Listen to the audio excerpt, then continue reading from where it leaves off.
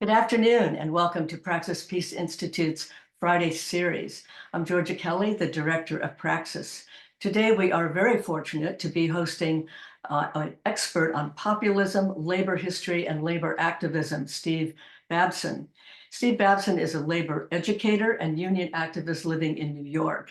He received a PhD in in history from Wayne State University, where he also has worked as an instructor and extension program coordinator for the Labor Studies Center. He has published 6 books, including The Making of a Union Town, Lean Work, and The Color of Law, Ernie Goodman and the Struggle for Labor and Civil Rights in Detroit. Today, we are specifically talking about his new book, which is fabulous. I just finished it, The Forgotten Populists, When Farmers Turned Left to Save Democracy. And here's the book. It's a magazine style size, and it's only 50 pages, so everyone should read this. It's wonderful to go through and to learn about the history of populism. So welcome, Steve. It's great to have you with us today. It's a pleasure being here. And I'm speaking to you from Detroit, not New York. Oh, you're in Detroit. Okay. Yep. All right. Well, the first question I wanted to ask you is about where your book begins, and that is the description of left-wing populism and how you say that the right-wing populism that we've been attributing, or the media has been attributing to Donald Trump, is actually an oxymoron. So before we get into some of the details, I'd like you to explain a little of the history of left-wing populism in the US. Okay, well, we're looking back 130 years ago to the 1890s.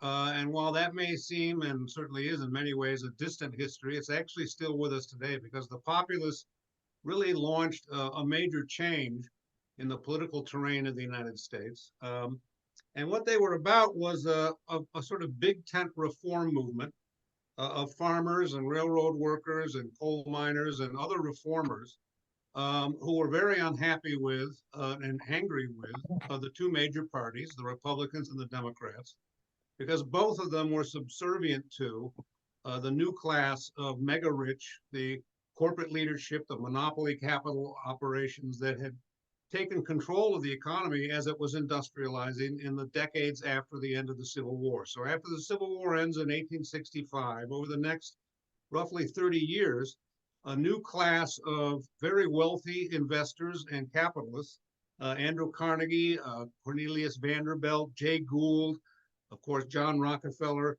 they come to power and prominence and engage in a basically consistent campaign of fraud and profiteering and, when necessary, violence to suppress opposition to big business and basically turn the government into a mechanism for enriching this small elite of mega rich corporate investors. And that's what the populists were complaining about, that both major parties were subservient to this new class of rich capitalists and industrialists who had come to dominate the economy. And that's what they were about. And they had to organize a third party because at the time, both the Republican Party and the Democratic Party, there was no real avenue for an alternative voice to gain any kind of traction or visibility within either party. It was very difficult to do because there was no primary process. And so the annual conventions or the 4-year conventions would be dominated by the incumbent, often conservative leadership, and alternative voices would be excluded from the proceedings. So in that context, I'm not particularly partial to third parties, but back then they had no alternative. There was no way of seeking new ground within either one of the major parties. So they organized a third party, and they came out in favor of an expansion of democracy. They wanted government to be empowered by an expansion of voting rights. For example, they wanted votes for women.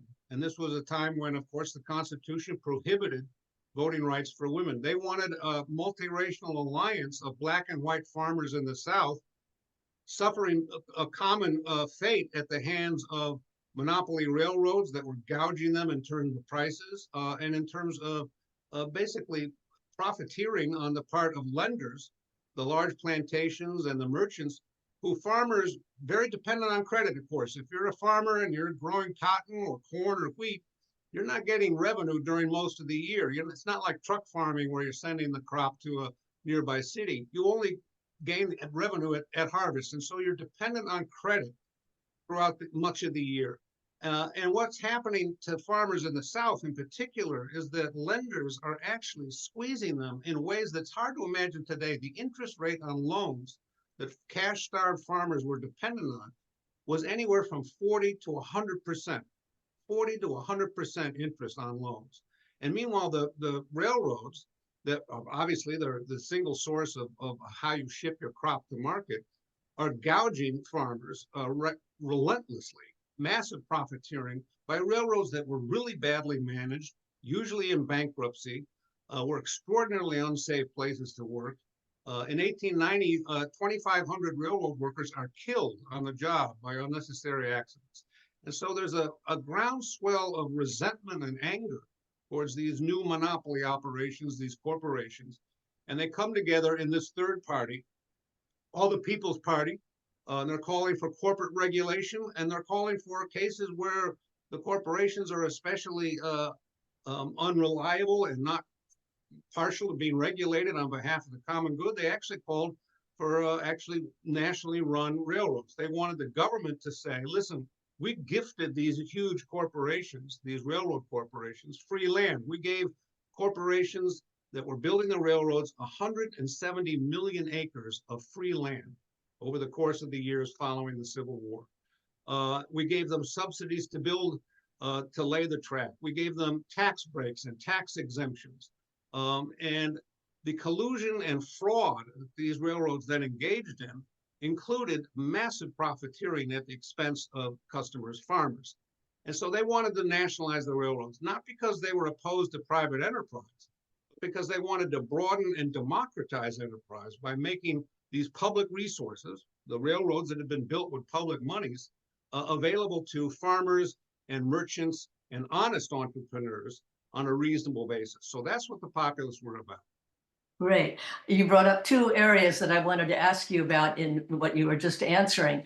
And one of them is the penniless farmers that you just referred to that may have to pay between 40 and 100% interest on loans, which are punitive, and we would call it usury.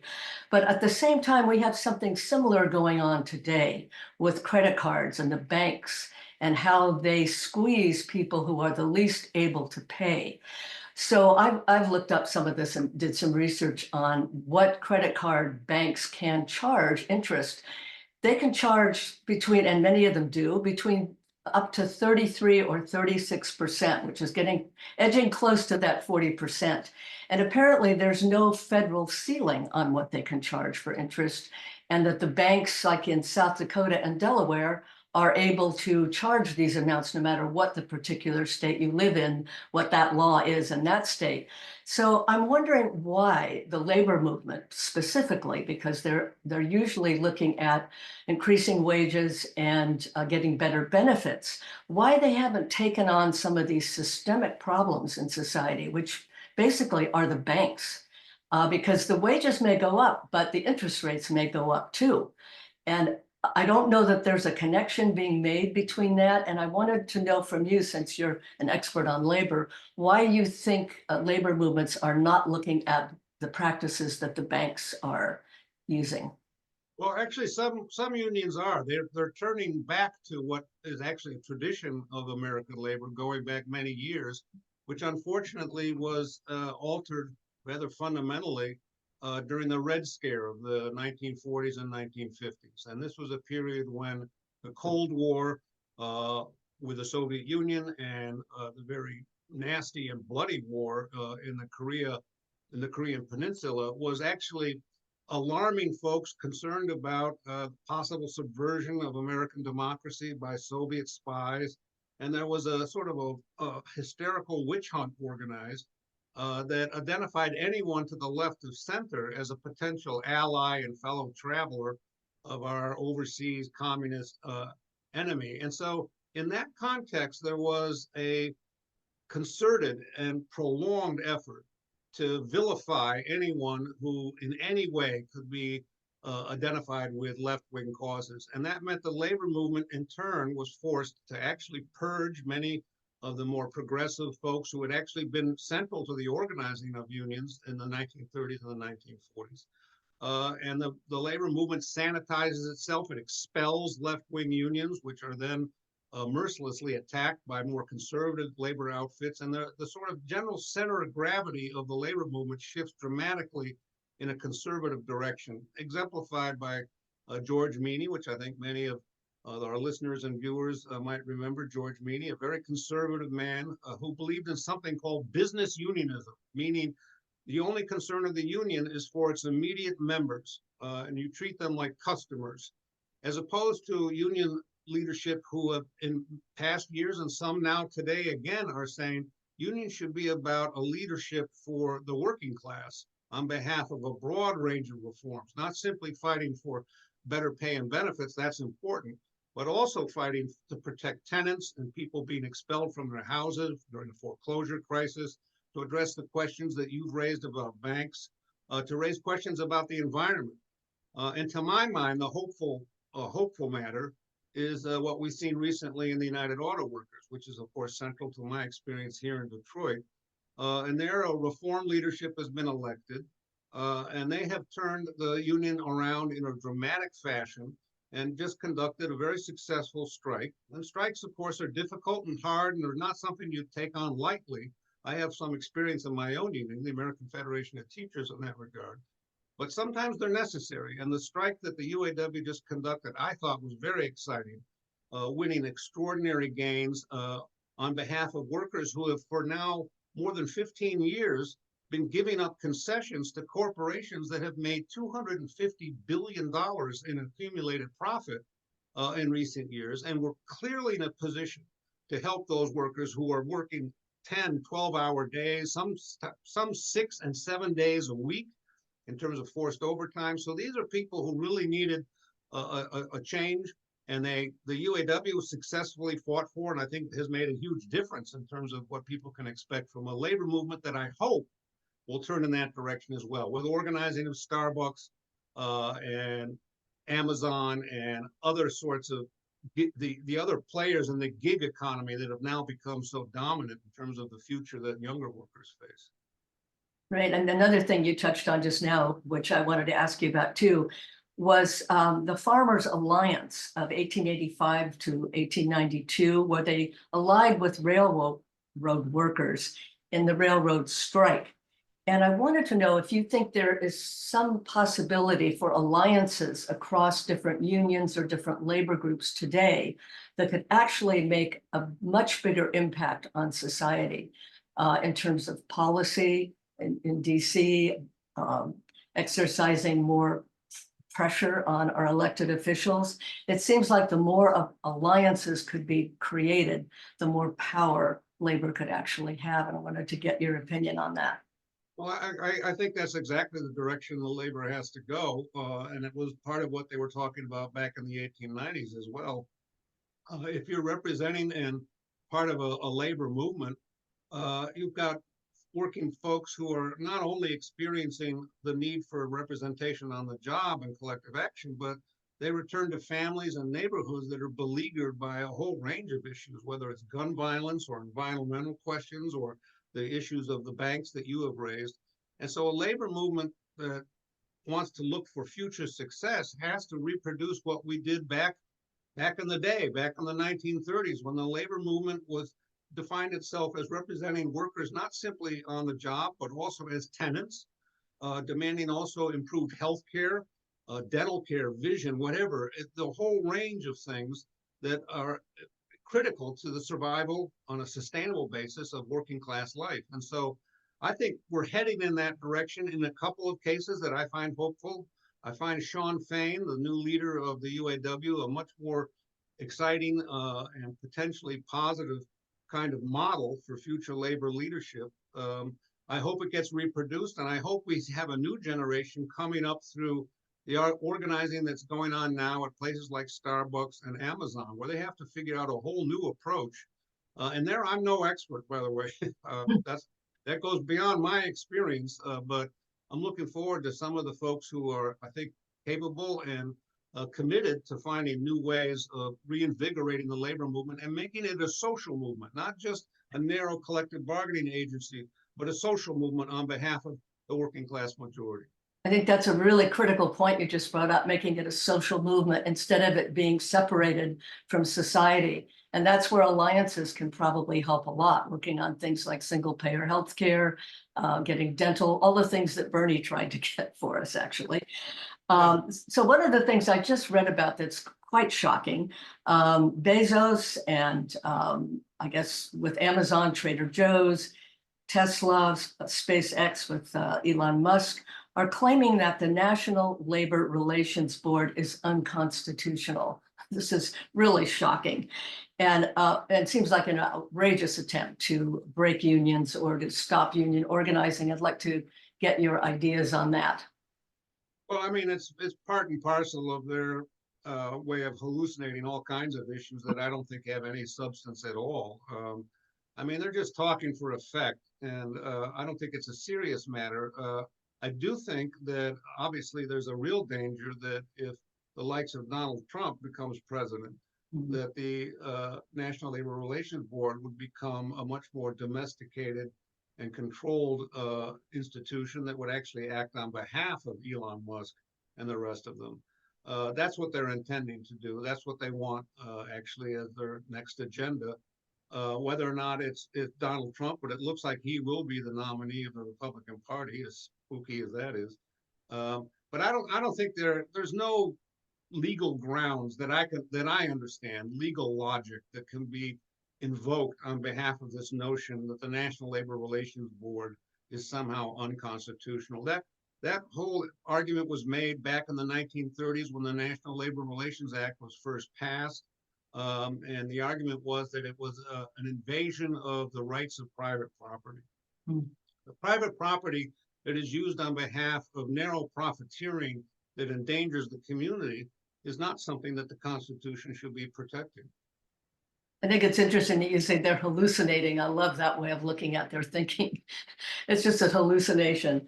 And lastly, before I open it up to people on the call, I wanted to ask you about third parties, going back to that, because when the People's Party organized back in the 19th century, you said they had no options. And in a way, we don't either. I mean, we do have primaries, but the primaries are orchestrated. They're controlled by in the Democratic Party, the Democratic National Committee pretty much decides who's going to be the nominee, and then they make everything work out so that it becomes that. Do you see any possibility of either creating a third party that would have any traction, or even a write-in campaign that might have traction on a national level, or some other way we can deal with the fact that the people have been dealt out of the nominating process in both parties? Well, it's very hard to predict what's happening these days. Over the last 20 years, we've seen extraordinary steps, both positive and negative.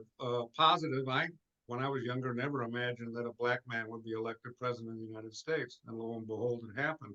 I also never imagined that a bumbling right-wing demagogue fool would be elected president, and that happened as well. So who knows what's going to occur in the near future? I can imagine a possibility of a new party emerging in the same context that it happened, and this is a little bit ominous, before the American Civil War, when the two-party system of that day collapsed and the parties splintered into a circumstance where in 1860, Abraham Lincoln won the election, but he was one of four candidates, not two, four. And he won with 40% of the vote. I can see the possibility of the Republican Party splitting. I can see the possibility of the Democratic Party splitting. And in those circumstances, I'm not necessarily welcoming a split in the Democratic Party, but it could happen. The way things are shaping up in these days, it's a possibility. But there is a problem in a two-party system that we've known for so many years, where it's winner take all. This is not a parliamentary system. In a parliamentary system, a party that only gets 10% of the vote can still participate in the selection of the executive, the prime minister, because there's no direct election for the prime minister. It's a coalition of parties that have varying amounts of support within parliament. And even a smaller party can contribute to a coalition and get something in return. In the American context, the executive is directly elected, so it's winner take all. And I'm a little less certain than you are that the primary system is devoid of any potential for real change. I thought Bernie Sanders came pretty close in 2016. He And should have again in been the 2020. nominee. I'm sorry? I think he should have been the nominee. He was winning all the early contests. And in California, he won Nevada just before California. And then in California, which you never read about, he won the primary in 53 out of 58 counties. He could have been the nominee if he hadn't been stopped by the party, in my opinion. Agreed. And I believe the party did act to stop him, but that doesn't mean that it rules out the potential of another round in which it might go our way if we're effective and capable and persistent in pursuing that outcome. It's of course we're going to have to find another candidate. I don't think Bernie Sanders is going to be a plausible candidate in the future. So that's a real issue in its own right. How do we find a figure who would galvanize the same kind of trust that I think the population felt, a lot of them, for Bernie as a possibility for actually raising democratic socialism to an acceptable and plausible alternative. In contrast to what I was talking about before, back in the 1950s, no one was prepared. Very few people were prepared to step out on behalf of a notion of democratic socialism. You would have immediately been marginalized as a potential ally of the Soviet Union. So Yeah. it's not clear to me where this goes. It's difficult to predict.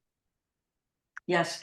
One of the things I just wanted to bring up too, because you mentioned in the book, and I think it's something we're up against with the Republicans, especially in the southern states, are a quote that, came from much earlier, but Ben Tiller, who was the governor of South Carolina, saying how they stuffed ballot boxes and they shot at Black people to keep them from voting. Some things haven't changed in the South.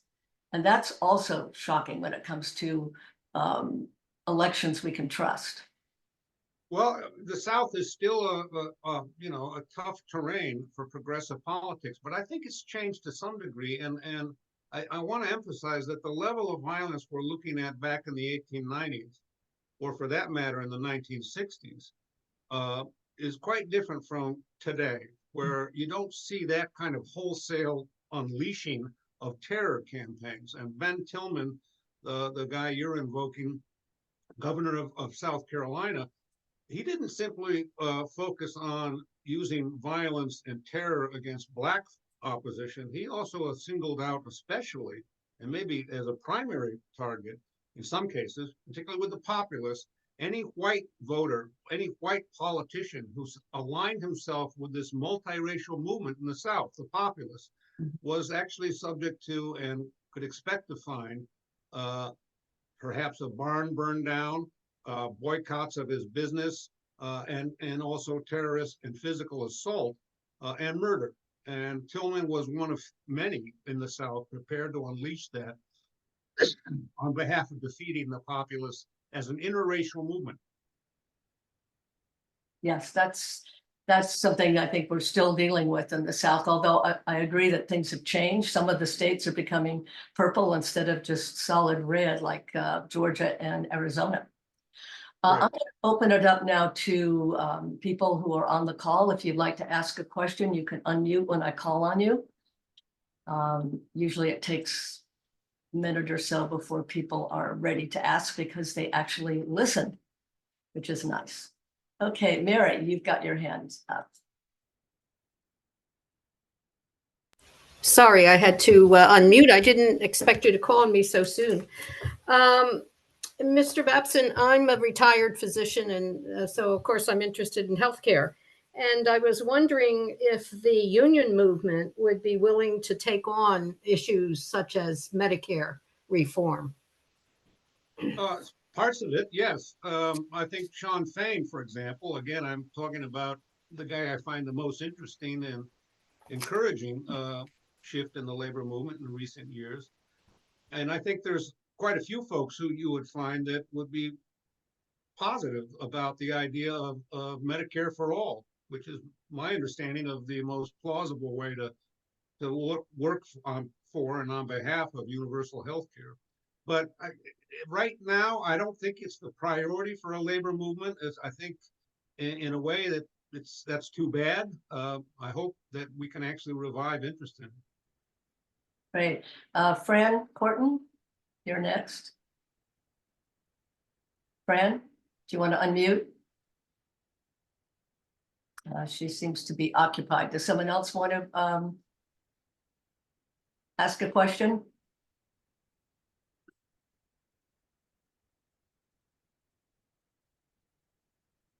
Yeah, I think the Medicare for all is something that is a big issue here in California anyway.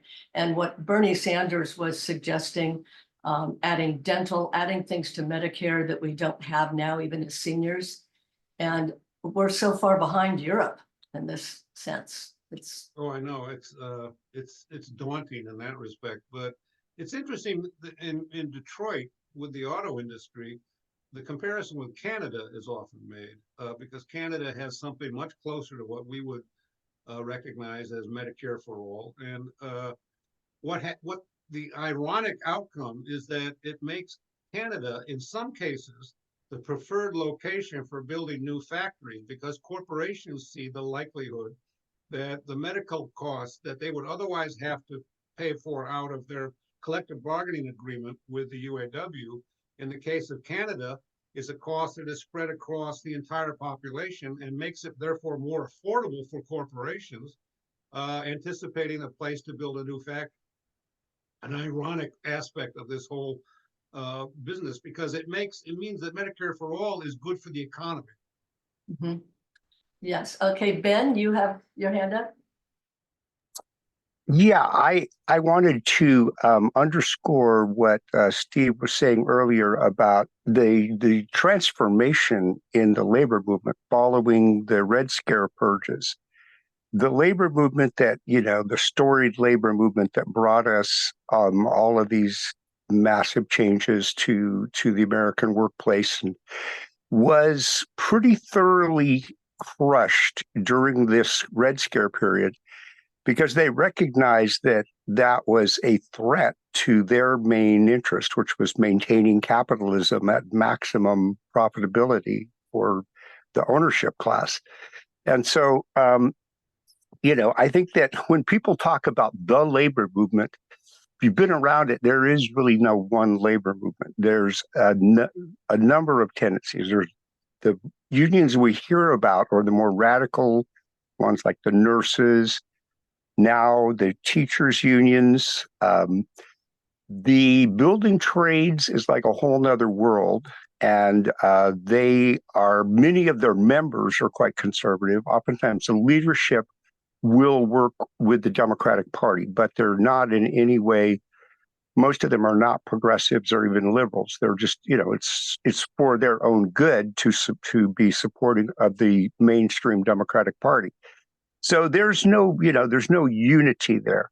The people I look to are the people like Sean Fain who are actively engaged in, recruiting union members because their main focus now is to basically recover enough market share to be a big enough force to affect our politics. They have been driven down below something around 6%, and that's just not enough heft to make a difference. Do you have any comments, Steve? I'm sorry, what? Do you have any comments? Yeah, quite a few. And let's see, where would I start? I would point out that again, and I agree wholeheartedly that it's difficult to talk about the labor movement. There's a wide range of responses according to the industry, whether it's public or private enterprise. And within any particular union, there's regional differences, generational differences. I know one of the encouraging things here in Detroit was that during the Great Recession of 2008, when the housing economy collapsed and we had massive tens of thousands of evictions here in Detroit, we developed a movement that actually effectively slowed and in some cases could even stop evictions sometimes with people in the street blocking the trucks, but also people in mass packing the courts when cases came up, people in mass packing the city council rooms when issues came up to, for example, support tenants facing eviction. And we found that the most effective support was the local unions, particularly the UAW. Local 600 in particular comes to mind. That's the big Ford local at the Rouge plant in Dearborn. And they would send out their members to actually help us in street demonstrations and putting pressure on banks and trying to stop particular foreclosures and packing courtrooms. There would be UAW members showing up. And to my mind, this is where the future of the labor movement has to go. A movement that sees the interests of working people broadly on a social basis and the need for social reforms that address all the things that are of issue to working people. And if we get that kind of labor movement, and again, Shawn Fain is my most recent hero in that regard, I think we have a chance to make a huge difference. But again, it's case by case, and people have to become active in their own union. I'm in the AFT, and I'm very proud of what, for example, the Chicago Teachers Union has done. When we here in Detroit were facing Fannie Mae, working hand in glove with landlords and property interests here in the city of Detroit in promoting and actually allowing massive foreclosures and evictions, we actually developed a caravan that went to Chicago to picket and put pressure on Fannie Mae.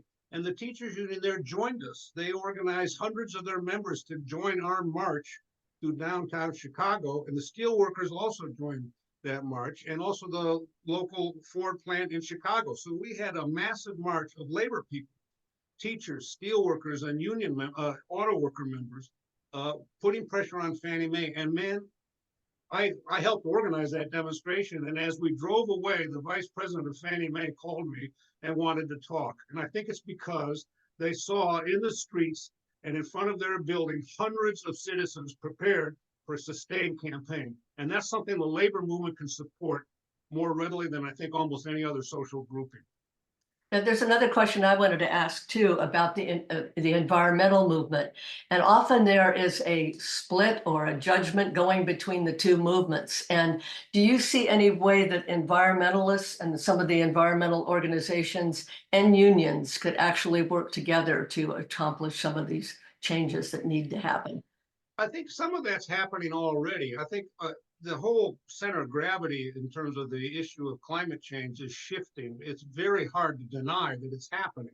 And you may recall not too long ago, there were still people denying the obvious, that it wasn't occurring. We now know that it is. If you look at even farmer organizations, and they're a very different kind of farmer than what we had back in the populist era. Back then, it was 45% of the population were farmers or farm laborers. Today, it's about 2 to 3%. They're much more conservative, capital intensive, but even they are now recognizing that they can no longer operate on the presumption that there isn't climate change. We have to address it. And the labor movement, parts again of the labor movement, feel the same way. I come back again to the auto workers. What are they about? They want to expand the base of the auto workers union to include the new changes in the direction of hybrids and electric automobiles. And so that was one of the key issues in this strike. It was partly to recover the ground lost over years of concessions. And that, by the way, is very important in terms of organizing that's now going on in Hyundai and Tesla and across the South, Audi and Mercedes-Benz, where there actually are UAW members are folks who align with the UAW in those non-union right now auto plants are signing cards and starting to develop what looks like effective campaigns for the first time in many years. And the selling point was, look what just happened with Shawn Fain and the new leadership of the UAW.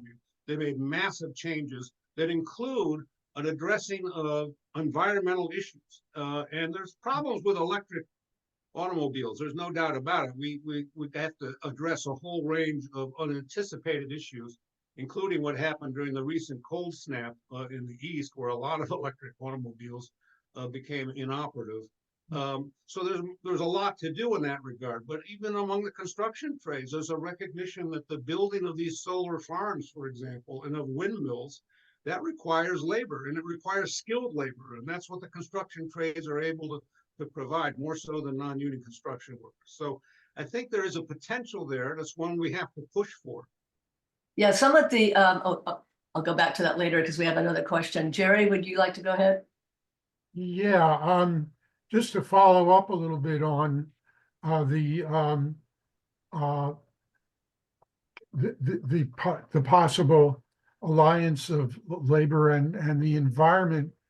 I mean, it's all fine and good to talk about transition to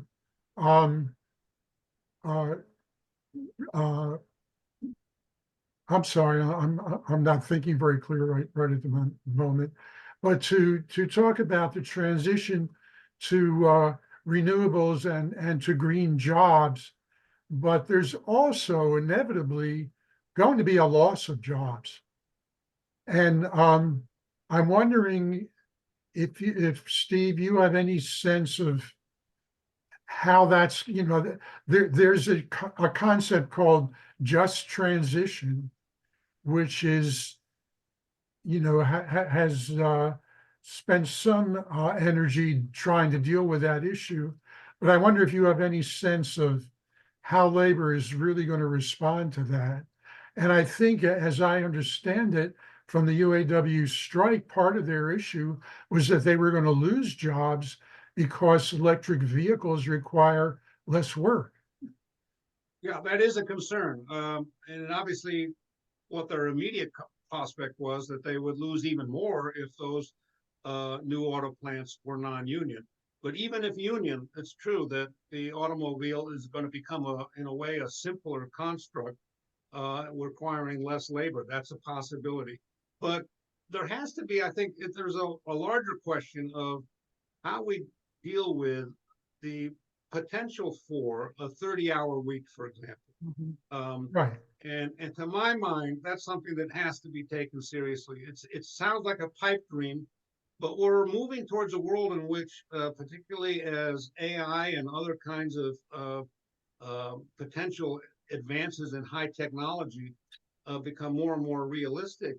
The question is, who's going to be actually employed on behalf of and have therefore the income and the wherewithal to purchase these goods if everybody is working overtime and working, 10-hour days and 6-day weeks. So there has to be a massive redistribution, I think, of power and outcomes.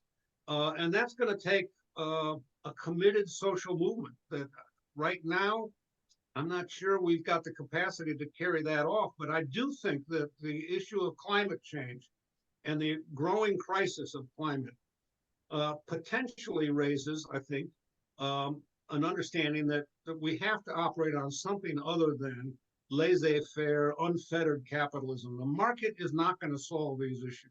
It's going to have to be a crisis environment where we develop public policies to address it. And I think this might be part of why, when you talk about younger folks, they're not spooked by the word socialism in the way that an older generation. And I'm looking at folks, that's our generation here, but it's also, a wider matter where there is a legacy of that Red Scare that is less and less compelling for younger people who are looking for realistic alternatives, and the market is not going to provide a realistic alternative for the kinds of crises we face. Great. I see that Fran's got her hand up. Are you ready, Fran? Fran, you. Yeah, I had to bow out because we got a call from Dave's doctor. Oh, okay. Yeah. So my question is this. You, of course, have noted that the right wing uses the word populism in an incorrect way. And I just wanted you to elaborate on what the right wing means by their populism and in what way is it so off course? Well, it's a fascinating matter because what's happened is that people like myself, I'm an historian, and I talk about the populists with an historical reference, meaning what were the groups that called themselves populists about in the 1890s, And what can we identify in the way they changed the political terrain of the United States? Because eventually the Democratic Party in particular picked up a lot of the populist agenda, particularly during the New Deal, where you see a lot of what the populists were talking about coming to pass. Where this goes next, I'm not sure. What I do know for a fact, though, is that the right wing basically uses a sort of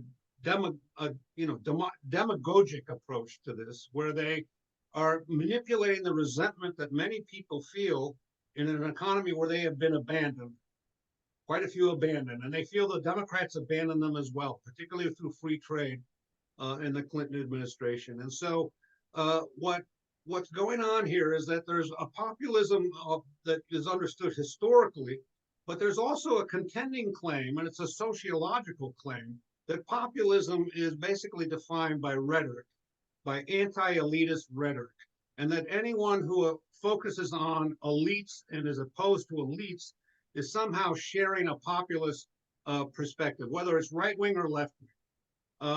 And I find that ahistorical and completely off the markets. I think it's an evasion.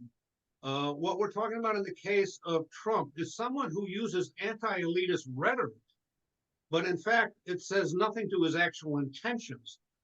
His intentions are pretty clear when he was in office, and when you probe and pay attention to what he's actually up to, this is a guy who is basically working to enrich himself and likewise the billionaire class that he is a part of. It was clear when he was president, he was cutting taxes on the rich. He was deregulating big business. He was suppressing voting rights. He was eliminating health care for women, turning a blind eye to climate change. It had nothing to do with the interests of the majority, but he does claim that he's opposed to an elite, but it's the liberal elite, it's the media elite, it's whatever elite he cares to identify, with a rhetoric that has nothing to do with his actual intentions. So part of what's happening is that a lot of pundits use this sociological term. It's thin, it doesn't describe much, it gives the appearance of insight, but it's really an evasion. It's a polite way of saying they don't trust Donald Trump, and maybe they don't trust Bernie Sanders because he's also anti-elitist. But the anti-elitism of Bernie Sanders is based on a resentment that's actually rational and based on the effective and real things that are happening to people in the economy. Whereas in the case of Trump, he's mobilizing that resentment he's displacing it onto an attack on the victimized and disadvantaged, who are an easier target, and many people take that bait. They don't find an alternative, by the way, available through an unfortunate change in the labor movement over the years. The Democrats have abandoned them as well. And so who do they turn to? Their need for some sort of way of channeling their resentment is taken by Trump and channeled into a displaced attack on people who are actually just as disadvantaged as they are. You mentioned, I'm going to go back to Ben, but before I do, you mentioned something about having a 30-hour week. And I wanted to tie that to, do you support in the future, I don't think we're there yet, some kind of a basic guaranteed income that would allow people to work less and still be able to afford things? Well, some combination of the two. I mean, but right now it's clearly, the priority now is dealing with what might occur on November 5th in the fall of this year, where we're facing a real potential disaster in terms of what can happen to our understanding of our democratic foundations. And so it's going to take a real sea change in American understanding of the future and the potential for a sustainable future. But I am heartened by the fact that so much has happened in recent years that we never would have considered plausible or realistic 25, 30 years ago. As I mentioned, we've elected a Black president. Within the UAW, we have a new leadership that has devoted itself to a much more militant approach to defending the working class. So change is possible, step by step. For me, the first priority is doing what we can to defeat Donald Trump in November of this year. Understood. Ben, if you can make it short, do you have a question or a comment? I have a question, I think, which is that when I read the title to this event, I thought this is going to be interesting because the word populism has been redefined by people like the New York Times, which is the high church of both siderism, as the polar extremes. So their thing is that anybody to the left, like Bernie Sanders, is an extremist. Anybody to the right, like the MAGA movement, is also considered a populist extremist. So they've kind of vitiated the word populism. Why don't you go with progressivism rather than populism as the moniker? That would be my question. Yes, and that's exactly what I do at the end of the book. I'm not interested in reviving the term populism. I'm an historian. The last group that called themselves populists was back in the 1890s. I see no reason to revive it. I do say quite directly that what we need to be about is progressive change and building a movement that makes that a priority. I'm trying to address the notion, though, that as populism is now used, as I said, a sociological term divorced from any historical grounding and what the real populists were actually about, it becomes this sort of polite way of evading the fact that Trump is a budding fascist. And so they would just assume lump him and Bernie Sanders together because really what we're talking about here is the sort of mainstream middle ground that says any kind of resentment or politics of anti-elitism is dangerous and irrational. My answer is some kinds of resentment are actually based on a rational understanding of the balance of social and economic power in our society. If people have good reason to resent the mega rich and their abuse of their power and the way in which they narrow the outcomes of our economy down to enriching themselves. That resentment is rational and real, and it should be actually focused on what we need to do to actually harness those oligarchs and change the economy in a direction that serves the majority of us. Yeah, it seems like we have a lot of Gatsby's in these days. A lot of billionaires, and a lot more than they had in the 20s. A lot more billionaires than millionaires existed in the 20s. If there aren't any more questions, I think I would like to have you tell us anything that you would like to leave us with today in terms of labor history or where we're going.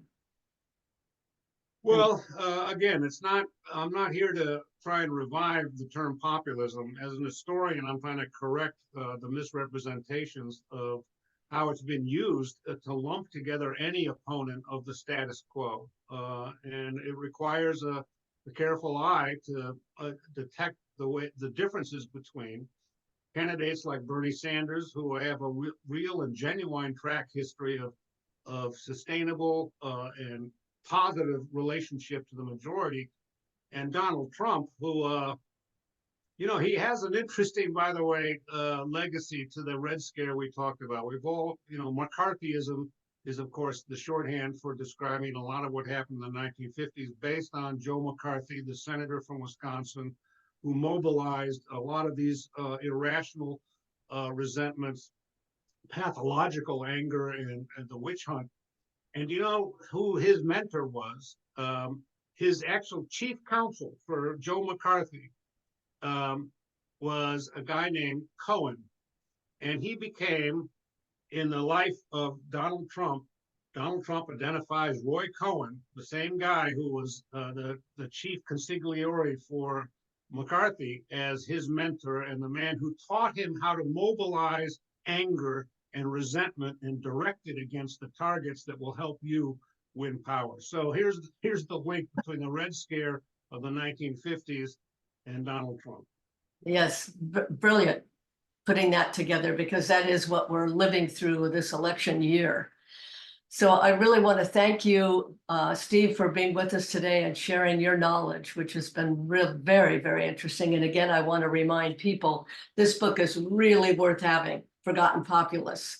A lot of what we couldn't cover is in this book, so I'm highly recommending that you get it. And I've also recommended that our local bookstore pick it up too. So thank you again, Steve. This has been really interesting and exciting. Well, thank you so much. It's been a pleasure being here. And I'll send the link to the video tonight to you and to everyone on this call. So sometimes people like to hang out a little bit. Well, by the way, there is at forgottenpopulists.com. There's also a 7-minute video that we put together. It's a YouTube. So if you go to forgottenpopulists.com and you scroll down from that homepage, you can find the video. It's something you might find compelling and maybe worth sharing with other folks. Was that Forgotten Populists plural? Forgottenpopulists.com. Okay, yes, I put it in the chat box and I will check it out later and send it to people. Great. So thank you. Well, thank you again. You're certainly welcome. We'll be in touch. Okay, thank you. Bye-bye. Bye.